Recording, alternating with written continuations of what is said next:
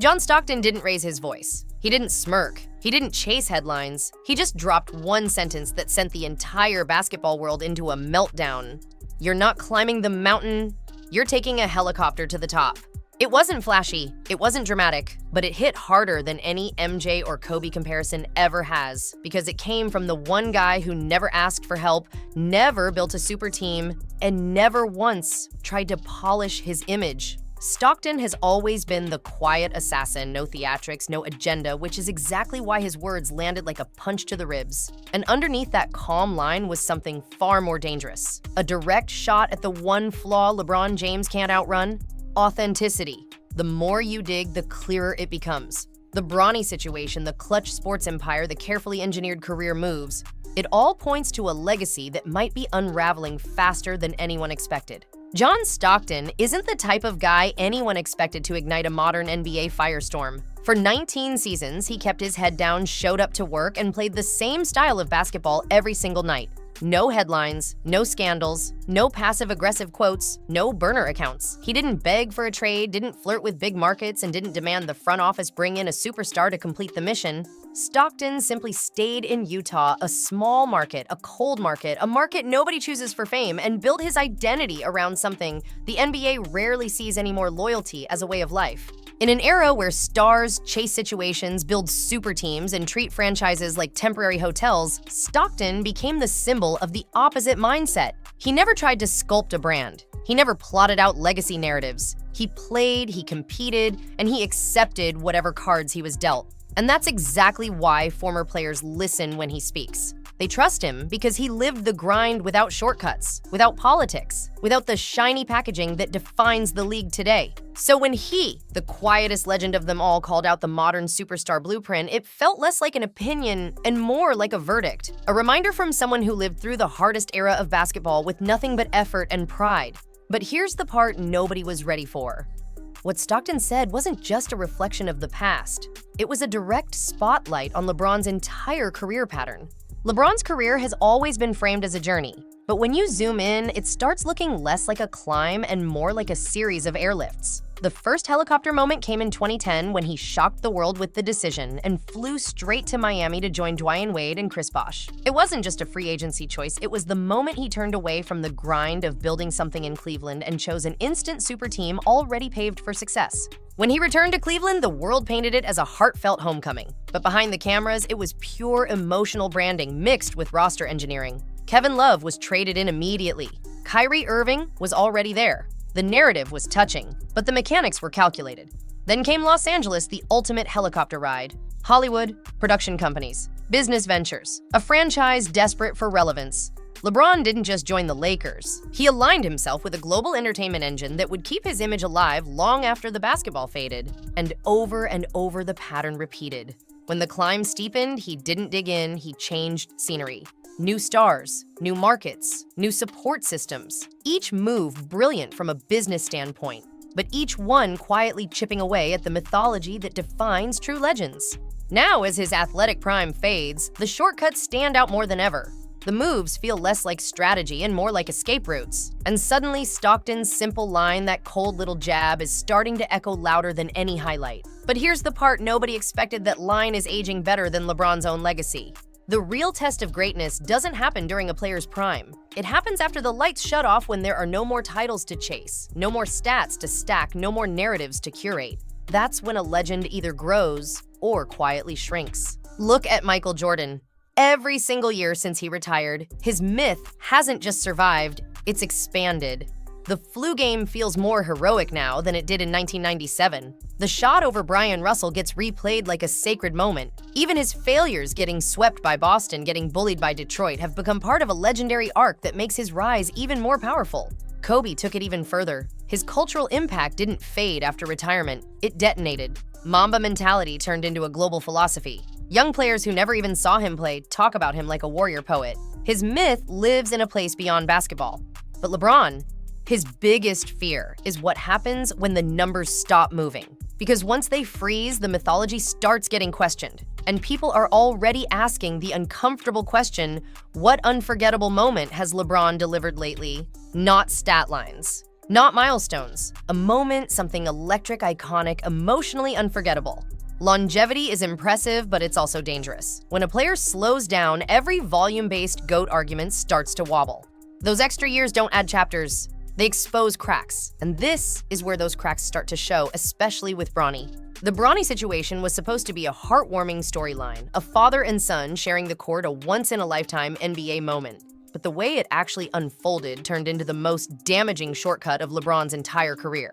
Everyone in the league knew the Lakers didn't draft Bronny James because he dominated college basketball or because he was the best available prospect. They drafted him because LeBron wanted it, and the franchise was terrified of what would happen if they said no.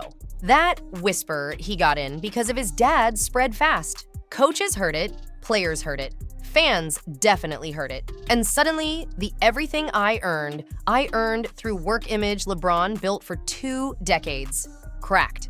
One decision took a sledgehammer to the idea of merit grinding and fairness. It painted a different picture of a superstar using his influence to give his son a helicopter ride into the league instead of letting him climb the hard way. And the uncomfortable truth teams don't fear LeBron the same way anymore. Age changed the power dynamic. The intimidation factor is gone. His demands don't hit the way they used to, and forcing Bronny into the locker room only amplified that shift. For the first time, people saw a LeBron who wasn't controlling the league, he was grasping for control.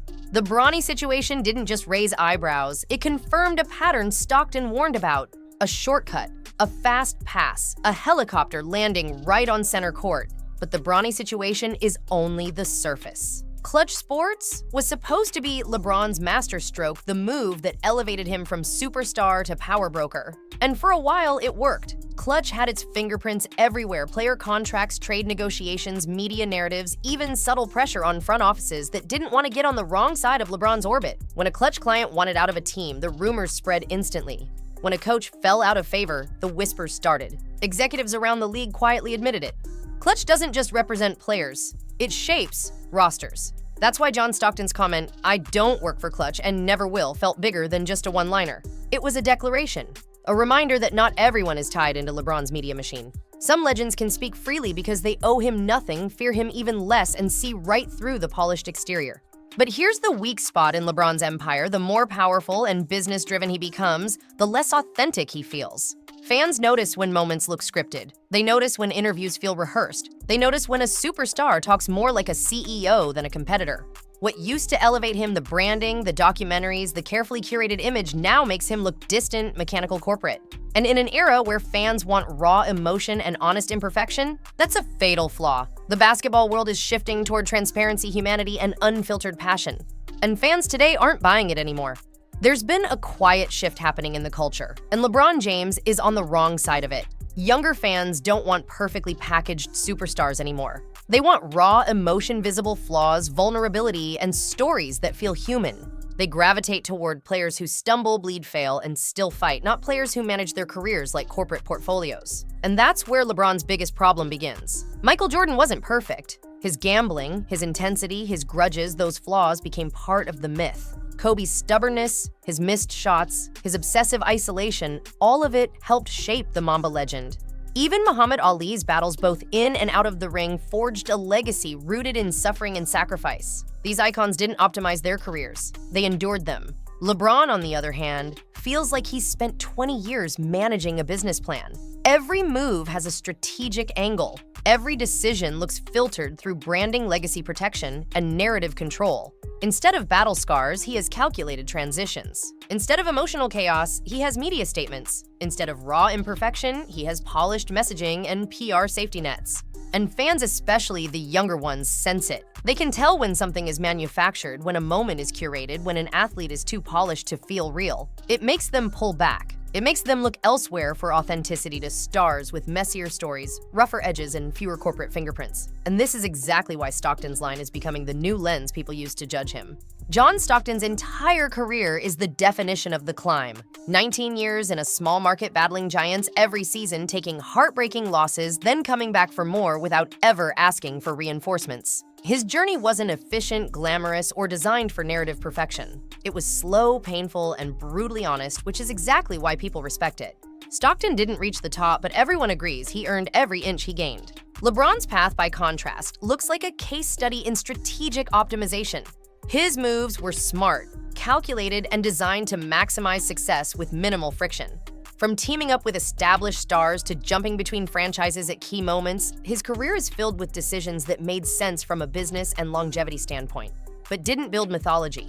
True legends aren't remembered because they optimized. They're remembered because they suffered publicly and triumphed anyway. That's the core of the argument Stockton unintentionally cracked open. In the end, how you win will matter more than how much you win. Fans don't fall in love with efficiency. They fall in love with struggle.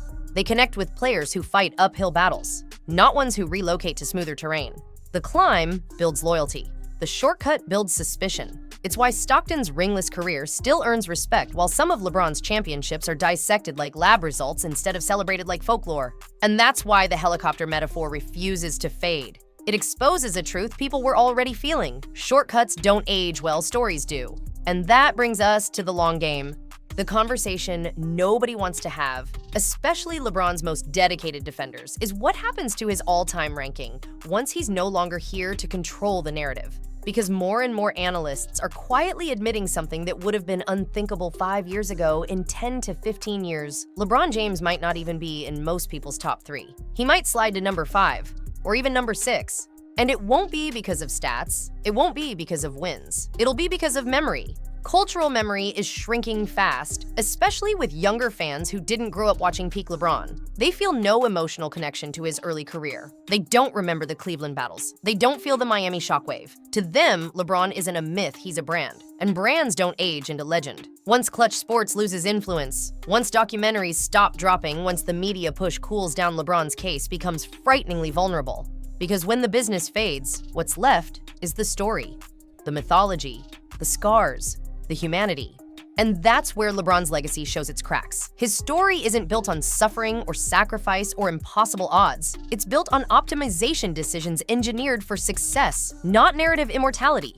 Great for winning, terrible for mythology. And that's why Stockton's line feels prophetic, a quiet warning about what lasts and what doesn't. So the real question becomes, will LeBron be remembered as great or remembered as the greatest shortcut? John Stockton didn't need a microphone, a documentary, or a PR machine. He used one quiet sentence and it might outlive LeBron's entire media empire. Because in the end, legacy isn't built on branding or perfectly timed career moves. It's built on the story people choose to tell long after you're gone. And right now, Stockton's reminder about climbing the mountain versus taking the helicopter is becoming the filter fans use to judge everything LeBron has done. So here's the question that could define the next decade of basketball debates. Did LeBron build a legacy or just a shortcut?